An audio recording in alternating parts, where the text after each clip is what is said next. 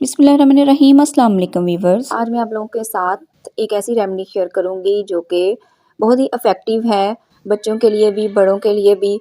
Sir दर्द, खून की कमी, जिस्म का दर्द करना, जोड़ों के दर्द के लिए बहुत ही मुफीद है ये वाली रेमेडी जो है। सर्दियों का मौसम है तो सर्दियों में तो आप इसको लाजमी बना के सारी सर्दियाँ इस्तेमाल करें और इसको आप गर्मियों में भी इस्तेमाल कर सकते हैं। तो सबसे पहले मैं इसमें चने डाल रही हूँ। चने कोलेस्ट्रॉल को कंट्रोल करते हैं, दिमाग को तक़वियत देते हैं, कमज़ोर नज़र के लिए मुफीद हैं और बच्चों को तो ये लाजमी देने चाहिए। अब इसमें फूल मखाने डालूँगी, बालों के लिए, दिल के लिए और जोड़ों के दर्द के लिए ये बहुत फ़ायदेमंद हैं। इसके अलावा कैल्शियम इसमें बहुत ज़्यादा पाई जाती है। अब पिस्ता है, पिस्ते में भी बहुत ज़्यादा मिनरल्स पाए जाते हैं और दिल की मजबूती के लिए ये भी बहुत फ़ायदेमंद है। इसके अलावा मग्ज़ हैं, ये खरबूजे, तरबूज और कद्दू वगैरह के बीज होते हैं, ये भी बहुत फ़ायदेमंद हैं जिस्म के लिए। इधर नारियल है, क्रश किया हुआ नारियल है, खून की कमी को दूर करता है, एनीमिया जैसी बीमारी को दूर करता है। इसके अलावा कमज़ोरी और थकावट के लिए बहुत अहम है। बादाम लिए इधर मैंने, ये हड्डियों को मजबूत करते हैं, इसमें मौजूद विटामिन ई पट्ठों को मजबूत करते हैं। इसके अलावा दिमाग के लिए बहुत ज़रूरी है, याददाश्त को तेज़ करने के लिए बहुत ही इफ़ेक्टिव। अब इसमें अखरोट डालूँगी और ये जो हैं ये जोड़ों के दर्द के लिए, असाब को मजबूत करने के लिए बहुत इफ़ेक्टिव हैं। इसमें मौजूद फैटी एसिड दिल को मजबूत करता है।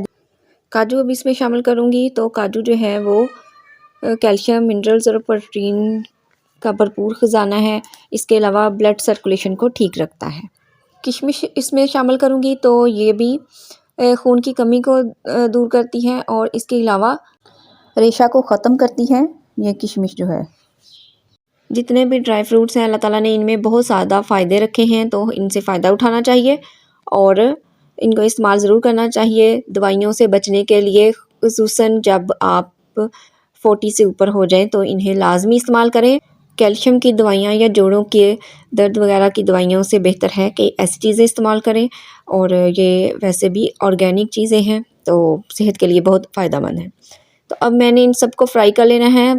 तो इधर फूल मखाने डाले हैं, इन्हें भी 5-10 मिनट के लिए इनको फ्राई करूँगी और जब ज़रा ये इनको तोड़ के देखूँगी कड़क सी आवाज़ आएगी तो फिर बस ये फ्राई हो जाएंगे। 5-10 मिनट में ही ये फ्राई हो जाते हैं। इनको अब ग्राइंड कर लिया है। अच्छा, ये जो फूल मखाने हैं ये ग्राइंड किए हुए हैं, आप 1 कप दूध में ऐसे भी डाल के दूध पी लेंगे ना तो ये बहुत फ़ायदेमंद होते हैं बच्चों के लिए, बूढ़ों के लिए तो ख़ास तौर पे बहुत ही इफ़ेक्टिव हैं और एंटी एजिंग हैं। अब मैंने बादाम और अखरोट ये दोनों इकट्ठे फ्राई कर लिए हैं। इनको भी 5-10 मिनट के लिए ही फ्राई करना है, ज़्यादा देर के लिए नहीं करना। तो 5-10 मिनट बाद इनको मैं ग्राइंड कर लूँगी। तो ये देखें, ये इधर ग्राइंड कर लिया है। बहुत ज़्यादा बारीक मैंने इनको ग्राइंड नहीं किया, थोड़ा सा दरदरा सा रखा है। नारियल डाल रही हूँ और अब मैं इसमें किशमिश ये साफ़ कर ली थी ये शामिल कर रही हूँ। अब पिस्ता और मगज़ लिए हैं, इनको भी थोड़ा सा फ्राई करूँगी जैसे पहले चीज़ों को किया है और इनको भी ग्राइंड कर लिया है और ये भी इसी में मिक्स कर लूँगी। बस सारी चीज़ें हल्का हल्का फ्राई कर ही जाना है और डाल ही जाना है। अच्छा, आप सारी चीज़ों को इकट्ठा भी फ्राई कर सकते हैं तो अलग-अलग भी। अब चने हैं, इनको भी हल्का सा, ये वैसे भुने हुए ही होते हैं तो बस मैं इनको जस्ट एक गरम करने के लिए ही ना फ्राई करूँगी।